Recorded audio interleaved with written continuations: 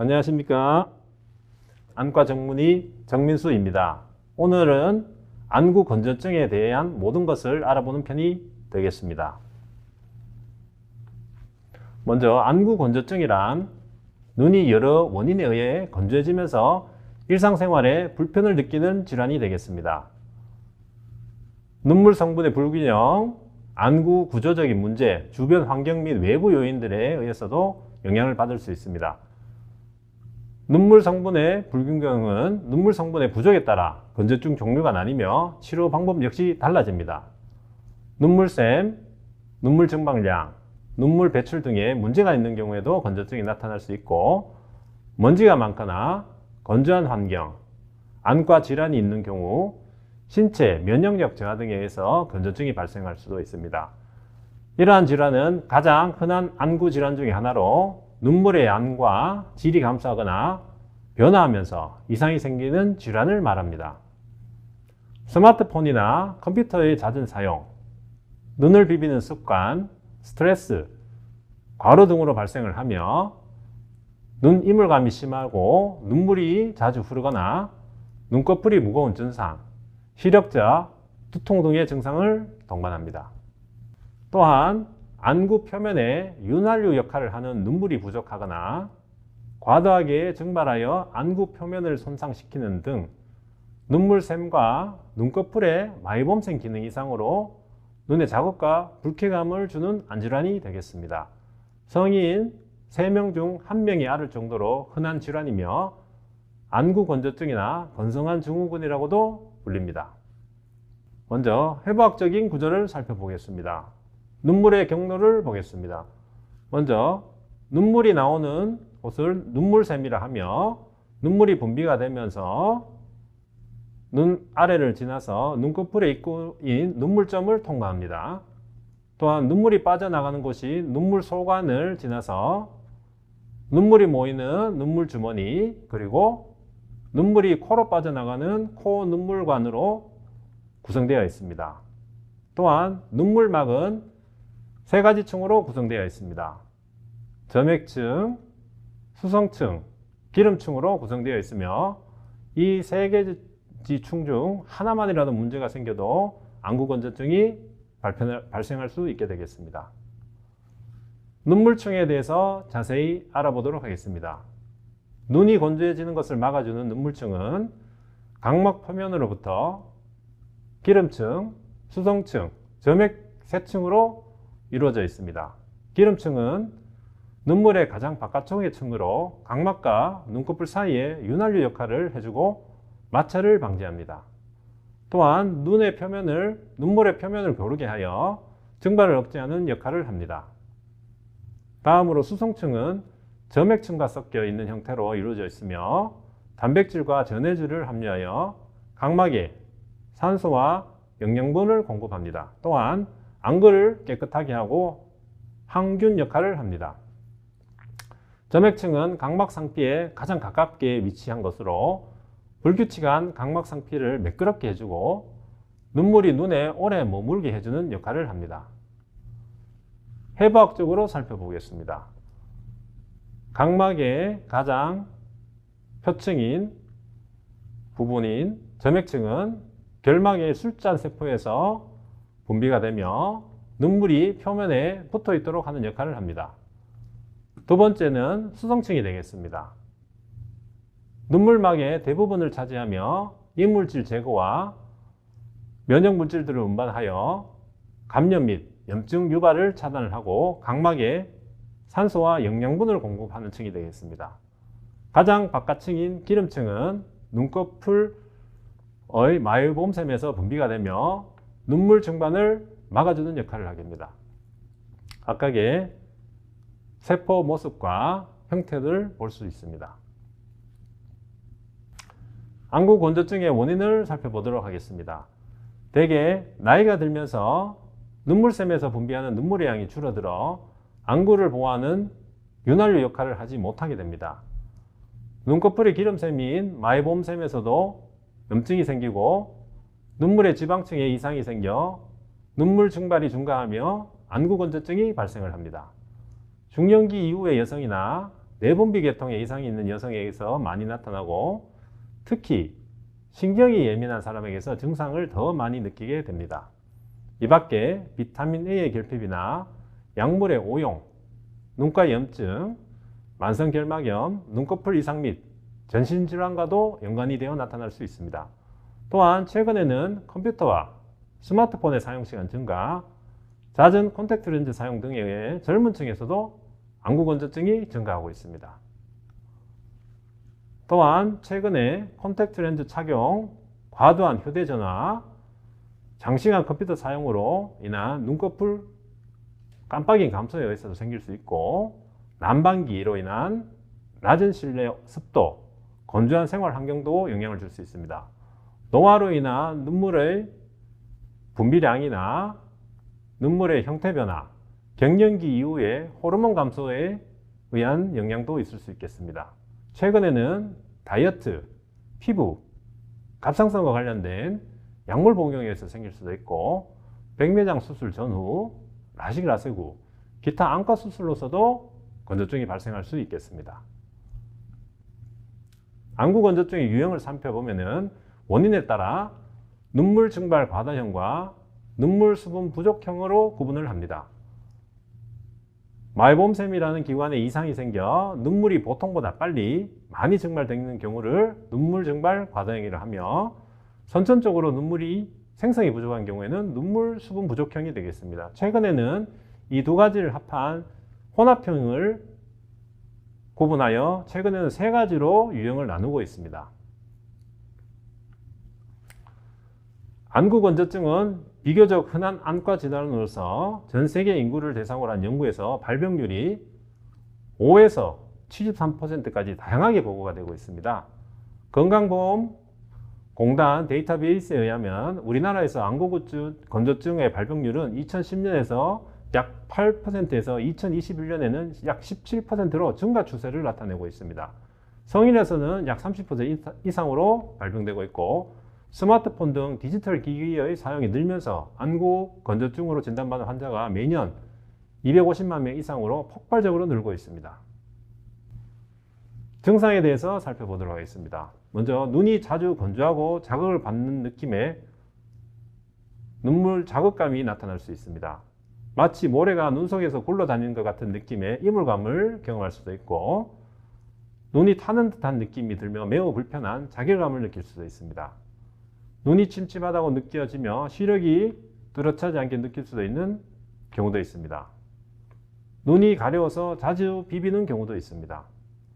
강한 빛에 눈이 쉽게 부실 수 있는 눈부심이 생길 수도 있고, 이로 인해서 갑작스럽게 눈물이 많이 나오는 경우도 있겠습니다. 증상의 정도에 따라서도 나눠보도록 하겠습니다. 초기에는 건조감을 느낍니다.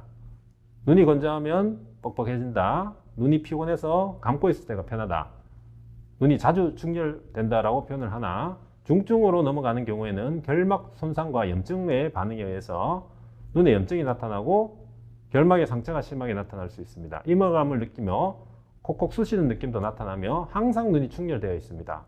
증상이 아주 심한 경우에는 눈앞이 뿌옇게 보이는 시력자까지도 동반이 될 수 있습니다. 그러므로 눈이 침침하고 흐릿할 때는 눈의 자극감과 이물감도 같이 동반되어 있다면 안구 건조증을 가장 먼저 생각해 보아야 되겠습니다. 만약에 안구 건조증을 방치를 하게 되는 경우에는 각막 표면이 건조하게 되어 각막이 벗겨지는 점상각결막염이 발생을 하게 됩니다. 점상각결막염이 발생하게 되면 눈의 통증 및 충혈이 더 심해지게 되며 수송눈물층이 부족하게 되어 눈물의 점도가 높아짐에 따라 각막의 상처난 부위에 실모양체가 달라붙는 실모양 각막염이 생기기도 합니다. 실모양 각막염은 외과적 시술이 필요하여 각막 손상 지속 시 시력저하가 발생할 수도 있습니다. 또한 안구 건조증 증세가 심하게 자주 나타날 수가 있고, 건조증이 만성화되면서 치료가 어려워집니다. 각막이 손상이 되고 염증이 생겨 시력저하로 이어질 수 있고, 미세혈관이 많아지고 굵어져 눈이 붉게 변하는 현상들이 생기게 될 수 있습니다. 그러므로 안구 건조증을 진단하는 방법에 대해서 살펴보도록 하겠습니다. 먼저 색역등 검사를 시작합니다. 세각등 검사에서는 눈물막 파괴 시간, 눈물 띠높이, 마이봄샘 이상 검사, 각막 염색 후 염증의 위치와 정도를 파악하고 실험화 검사를 통해 눈물 수분층을 검사를 합니다. 마이봄샘 검사를 통해서 마이봄샘 위치와 손상 정도를 판단을 하고 눈물 삼투압 측정을 할 수 있으며 MMP9이라는 안구 표면 염증도 검사를 시행할 수 있습니다. 대표적인 장비가 되겠습니다. 눈물의 농도를 측정하는 티어랩, 눈물의 증발, 충혈 정도를 검사하는 마이봄샘 검사, MMP9이라는 미세 염증 유무를 확인하는 검사가 있고, 리피뷰, 마이봄샘의 기능을 측정하는 장비입니다. 또한 오카스라는 안구 건조증의 정밀 검사 기구도 있겠습니다. 정확한 평가를 위해서는 단계적으로 접근할 수 있습니다. 먼저 OSDI, 스피드 등의 증상에 대한 설문을 하고 SM 튜브를 통해서 눈물량을 측정합니다. 플로레신, 생체 염색, 세각등 현미경을 확인할 수 있고 이를 통해 눈물량을 분석하고 눈물띠 높이를 측정을 합니다. 또한 눈물막 파괴 시간을 검사할 수도 있습니다. 장비를 통해 기름샘을 장려하고 마이오그라피를 찍습니다. 눈 깜빡임 패턴을 분석을 하고 눈물 삼투압 검사를 통하며 눈물 염증, 사이토카인 등의 분석을 단계적으로 시행해 볼 수 있습니다. 또한 특수 장비들을 이용해서도 검사를 할 수 있습니다. 가장 많이 사용되는 장비로서 증발형 건성한 진단검사인 리피뷰 검사, 눈물 분비 부족형 건성한 진단을 할 수 있는 K5M 검사 등이 있습니다. 이러한 장비를 통해서 검사할 수 있는 항목들을 살펴보겠습니다. 눈물 분비를 검사할 수 있고 눈물막 지질층 두께를 검사할 수 있습니다. 눈물막 점도를 검사할 수 있고 눈물막 파괴 분석을 검사할 수 있습니다. 마이봄샘 검사를 할 수 있고 각막의 충혈 정도도 검사를 할 수 있습니다. 자, 이제는 치료에 대해서 알아보도록 하겠습니다. 위의 증상을 치료하기 위해서는 다양한 방법들이 있습니다. 인공누행 사용부터 수술적인 방법까지 효과적인 치료 방법들에 대해서 자세히 알아보도록 하겠습니다. 단계적으로 접근을 하며 그 내용을 자세히 알아보도록 하겠습니다. 첫 번째 단계는 질병에 대한 환자 교육입니다. 습도 등 주변 환경 변화를 확인을 하고 필수 지방산, 항산화제 등의 식이 조절이 필요합니다. 안구 건조증을 일으킬 수 있는 약제를 변경하며 안구 윤활제, 인공눈물, 겔, 안연고 등을 투여할 수 있습니다. 눈꺼풀 세정 및 온찜질을 하는 방법도 있습니다. 두 번째 단계로서는 무방부제 안구 윤활제를 사용할 수 있고 단기간 저만 스테로이드제를 사용할 수 있습니다. 또한 디쿠아포솔, 레바미피드 등의 저만 분비 촉진제를 사용할 수 있으며 저만 비스테로이드성 면역 조절제를 사용할 수도 있습니다. 경구 항생제와 데모덱스 안검염 치료제를 사용할 수 있고 눈물점 마개, 습실 안경, 그리고 마이봄샘 기능 장애의 치료를 할 수 있습니다. 대표적인 것으로서 IPL과 리피뷰 등이 있습니다. 세 번째 단계는 자가혈청과 동정혈청 안약을 사용할 수 있고 자가혈소판이 풍부한 혈청 안약을 사용할 수 있습니다. 치료용 콘택트 렌즈를 사용하며 경구 분비제 또한 사용할 수 있습니다. 가장 심한 4단계가인 경우에는 장기간 저만 스테로이드제가 필요하며 양막 이식 수술, 수술적 눈물점 폐쇄, 또한 눈꺼풀 봉합, 침샘 이식 등의 수술적 치료를 할 수도 있습니다. 약물 치료는 에 대해서 자세히 알아보도록 하겠습니다. 안구 건조증은 완치보다는 꾸준히 관리하는 질병입니다. 증상이 완화되었다고 하여 임의적으로 치료를 중단하여서는 안 되며 비수술적 치료와 함께 보충제로도 틈틈이 진행하는 것이 좋습니다. 수시로 무방부제 인공 눈물액을 저만하고 잠을 자는 동안에는 눈물이 평소보다 적게 생성되므로 아침에 일어났을 때 안구 건조증 증상이 심하신 분들은 저녁에 눈물 연고제 등을 눈에 도포하고 취침하는 것이 좋겠습니다. 또한 본인의 혈액으로 만든 자가혈청 안약은 본인에게 맞는 면역 성분으로 상처를 보호하고 빠른 회복을 돕기 때문에 안구 건조증 개선에 도움이 됩니다. 치료에 대해서 다시 한번 알아보시면은 첫 번째, 가장 많이 사용되는 인공누액제가 되겠습니다. 히알루론산 제제로 대부분이 이루어져 있고 증상에 따라서 횟수를 증량하시는 것이 되겠습니다. 또한 아침에 일어났을 때 증상이 심한 경우에는 저녁에 눈에 인공 눈물 대용의 성분으로 되어 있는 안연고제를 사용해 볼 수 있습니다. 또한 염증이 심한 경우에는 사이클로스포린 제제를 통해서 염증 조절을 같이 사용할 수 있습니다. 또한 자신의 혈액으로 만든 자가혈청 안약 치료는 더더욱더 효과를 좋게 나타낼 수 있으므로 널리 사용되는 약품 중에 하나가 되겠습니다. 인공 눈물을 넣는 방법에 대해서 자세히 알아보도록 하겠습니다. 앞에서 말씀드렸던 모든 약품들은 눈에 넣는 인공 눈물들이기 때문에 눈에 정확하게 점화하는 것이 중요하겠습니다. 먼저 손을 깨끗이 씻고 눈을 위로 뜨고 고개를 살짝 젖혀서 손가락으로 눈꺼풀 앞을 살짝 당기게 되겠습니다. 그 이후에 그 공간을 통해서 눈물약 또는 안약을 정확하게 사용을 하며 눈을 감고 콧등 위 눈물이 지나가는 눈물관을 1, 2분간 누르고 눈을 서너 번 깜빡이면 되겠습니다. 다음으로 눈꺼풀 관리가 되겠습니다. 눈꺼풀 위생을 관리하기 위해서는 따뜻한 찜질과 눈꺼풀 마사지, 눈꺼풀 테 문지르기 등을 시행해 볼 수 있겠습니다. 병원에서는 누저 펜센스를 이용할 수도 있습니다.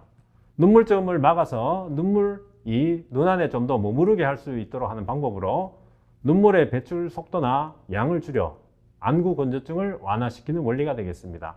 장점으로는 시술 효과가 3에서 5개월 동안 지속이 되며 반복 시술이 가능합니다. 시술 시간이 1, 2분으로 매우 짧고 통증이 없는 것이 특징이 되겠습니다. 최근에는 눈물막 이상 원인 86%에서는 마이봄샘 기능의 저하가 발표되고 있습니다. 이러한 마이봄샘 기능 저하에 의해서 안구 통증, 시야 흐림, 백내장 혹은 시력 교정 수술 전후 검사 시 결과 오류를 초래할 수도 있고 여러 가지 눈물과 관련된 통증 그리고 흐림 증상들을 나타내게 되겠습니다. 아래 그림은 안검염의 단계를 표현한 것이 되겠습니다. 정상에서부터 점점 병이 심해질수록 모세혈관에 충혈이 되고 점점 더 붉어지는 것을 확인할 수 있습니다. 이러한 안검염을 치료하는 최신 방법에 대해서 알아보도록 하겠습니다. 먼저 리피플로우입니다.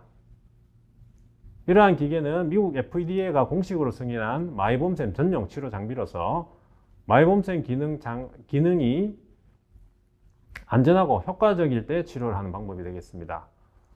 눈꺼풀 안쪽에 막힌 마이봄샘에 의해 열을 42.5도 정도를 직접 전달을 하고 동시에 부드러운 연동 압력을 통하여 기름 찌꺼기를 배출하는 방법이 되겠습니다. 각막을 보호해주는 장치가 내장되어 있어 보다 안전한 치료가 가능합니다.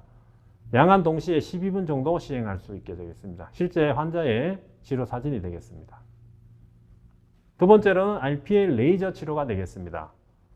마이봄샘 기능 장애는 86%에서 안구 건조증 환자에서 나타나므로 이러한 마이봄샘들에 문제가 생긴 경우에는 여러 가지 심한 증상들이 나타나게 되겠습니다.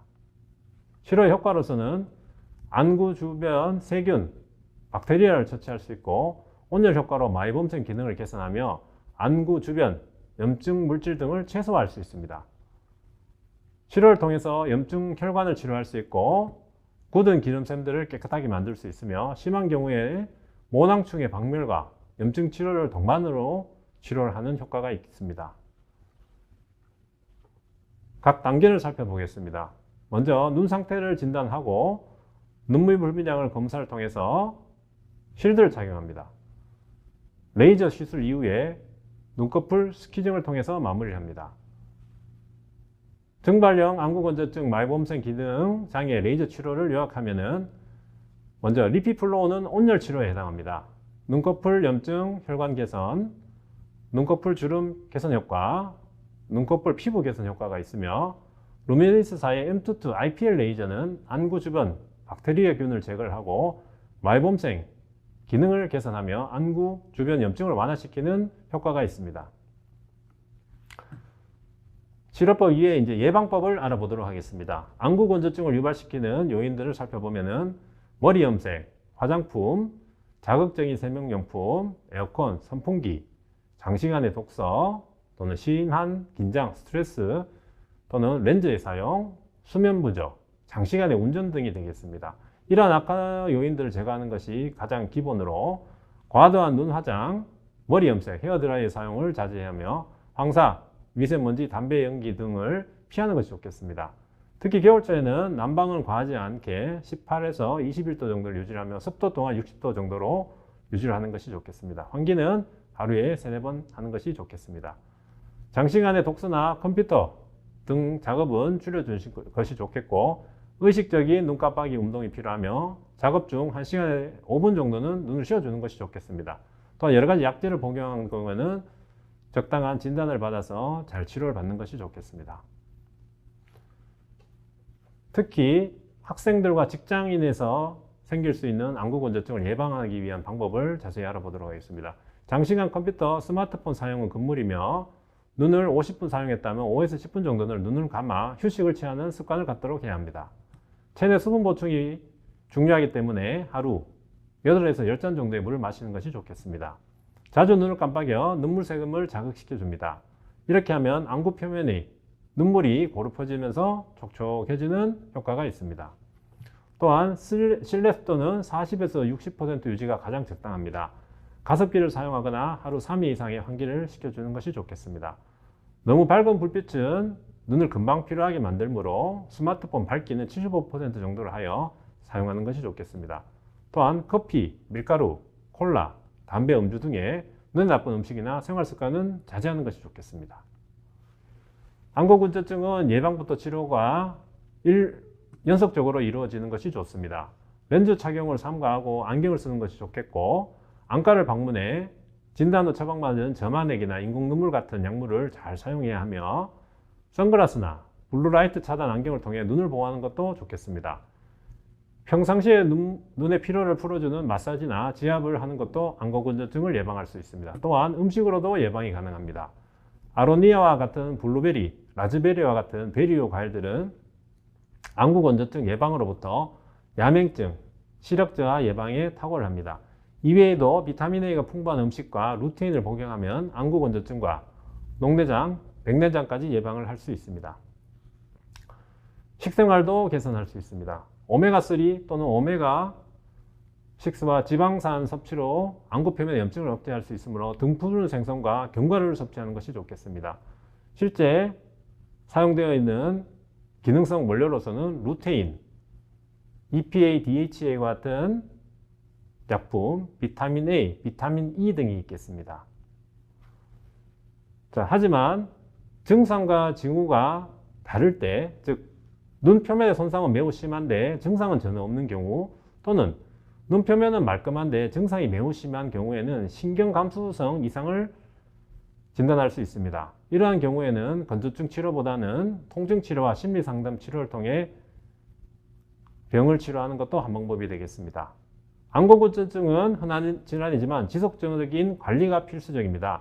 대수롭지 않게 여기고 방치하면 눈 표면의 만성적인 염증과 감염으로 시력에 영향을 줄 수 있기 때문입니다. 그러므로 적극적인 안구건조증의 진단과 치료가 필요하겠습니다. 경청해 주셔서 감사합니다.